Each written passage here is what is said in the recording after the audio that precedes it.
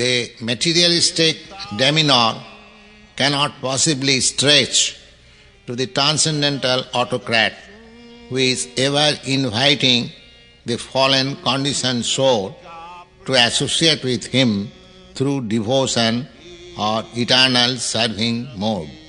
The phenomenal attractions are often found to attempt sentient being to enjoy the variegated position which is opposed to undifferenced monism.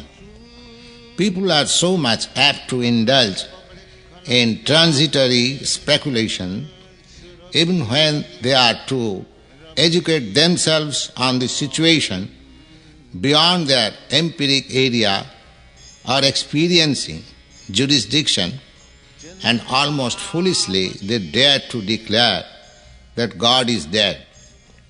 The songs of Brahma Samhita as Cintamani Prakara Sadvasu will surely help such souls in their march toward the personality of Godhead in the spiritual kingdom, which is lying beyond their sensuous gaze of inspection. The so-called astronomers cannot even definitely give us information of the visible sky, which is overflooded with sunlight during daytime and moonlight at night. We can however learn about spiritual kingdom from the Bhagavad Gita that it is situated far, far beyond the visible sky, and in that sky there is no need of sunlight or moonlight or even electricity.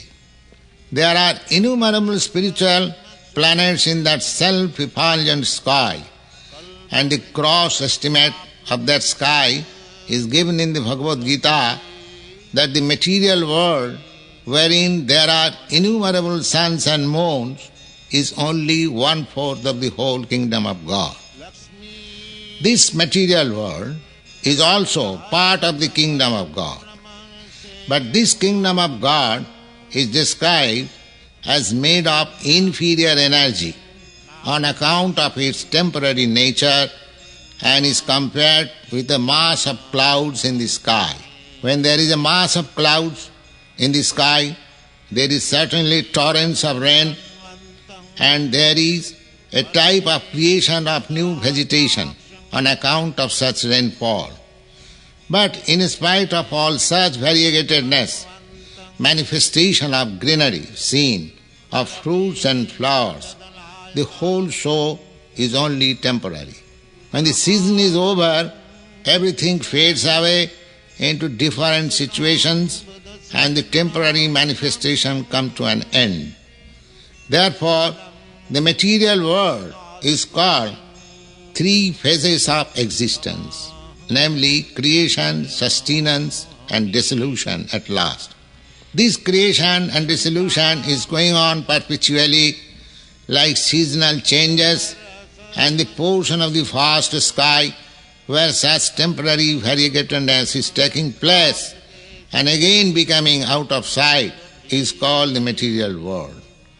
And beyond this material manifestation of variegatedness, there is a world of spiritual sky where everything is eternal, full of light, blissful and knowledge, distinct from the non-eternal, miserable existence of ignorance. In the material world, everything is struggling hard for existence. But the cruel laws of material nature will not allow anybody to exist, although every one of us aspires to exist eternally in full blissful life of perfect knowledge. This information is available in the Brahma Samhita, that the Supreme Personality of Godhead is Krishna, and His transcendental form is eternal, full of bliss and knowledge. In the spiritual world, not only Krishna has his eternal body, full of bliss and knowledge, but also everyone who associates with Krishna has the same spiritual nature. In the abode of Krishna, which is called Cintamani Dhama, the land, the trees, the animals, the residents, everything is of the same spiritual nature as that of Krishna. This spiritual nature is expansion of interior energy of the Supreme Personality of Godhead. Therefore, the Supreme Personality of Godhead, Krishna, is called the cause of all causes.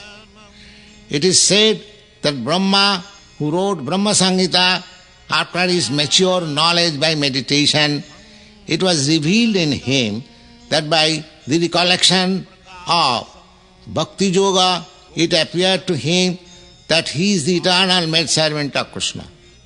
Though other mysteries in regard to the condition of the maidservant of Krishna were not revealed to him, Brahma, by dint of his searching self-consciousness, became well acquainted with the ocean of truth. All the truths of the Vedas were revealed to him, and with the help of those essence of the Vedas, he offered this hymn to the Supreme Lord Sri Krishna. Sriman Mahaprabhu, Lord Chaitanya, has taught this hymn to his favorite disciples inasmuch as it fully contains all the transcendental truths regarding Vaishnava philosophy.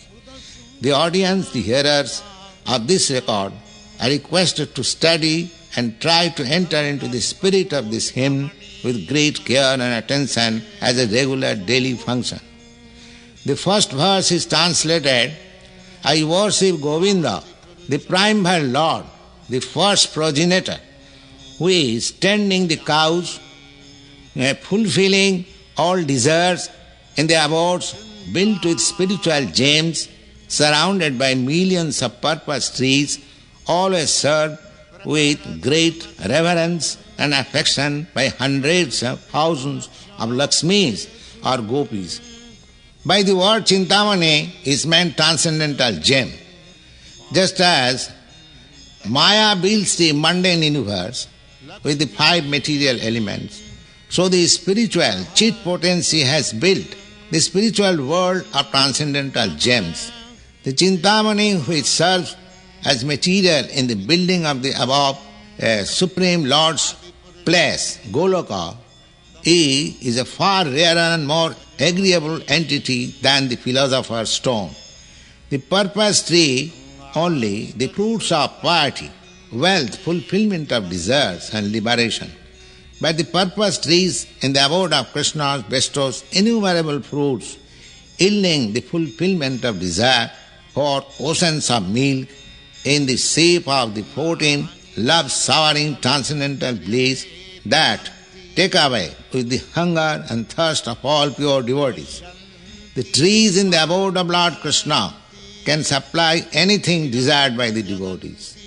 The devotees residing in the abode of Krishna have not desired to fulfill. Still, there are variegated transcendental desires of the devotees to satisfy their eternal Lord in loving service. In the material world, a tree can supply only the fruits that it can produce, but in the spiritual world, any tree can supply any amount of fruits or any variety of fruits to the aspirant devotee. The second verse is translated, I worship Govinda, the primeval Lord, who is adept on playing on his flute with blooming eyes like lotus petals, with head bedecked with peacock feather, with the figure of beauty tinged with the hue blue clouds, and his unique loveliness charming millions of gopis. The matchless beauty of Krishna, the Supreme Lord, or Govinda, is being described. Krishna, the all-pervading cognizant, has the spiritual form of youth. The form of Krishna is not a fanciful creation of imagination, formed after visualizing the beautiful things of the world like the poet or the artist. When Brahma saw in his ecstasy trance of pure devotion, he is being described. Krishna is engaged in playing upon his flute that attracts the hearts of all living beings. Just as a lotus petal produces a pleasant sight, so the two beautiful eyes of Krishna, who causes the manifestation of our spiritual vision, display the unlimited splendor and beauty of his moon-like face. The loveliness that adorns his head with peacock feather is gorgeous. The surrounding feature of the spiritual beauty of Krishna. Just as a mass of blue clouds offer a specifically soothing, pleasant view, the complexion of Krishna is analogously tinged with a spiritual dark blue color. The beauty and loveliness of Krishna is far more enchanting than that of Cupid multiplied 1,000,000-fold.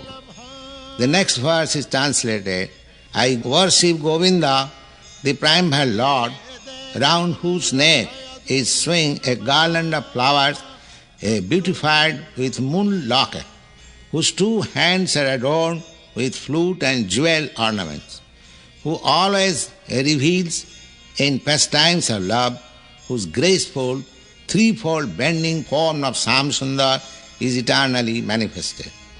In the sloka beginning with Cintamani, Prakara Sadmasu, the transcendental region and the spiritual names of Govinda, in the sloka beginning with Govinda Adi Purusam Tamahang Bhajami, the eternal beautiful form of Govinda, and in this sloka, the amorous pastimes of Govinda, Pranaya Keli, means the amorous pastimes of Govinda, the embodiment of 64 excellences have been described.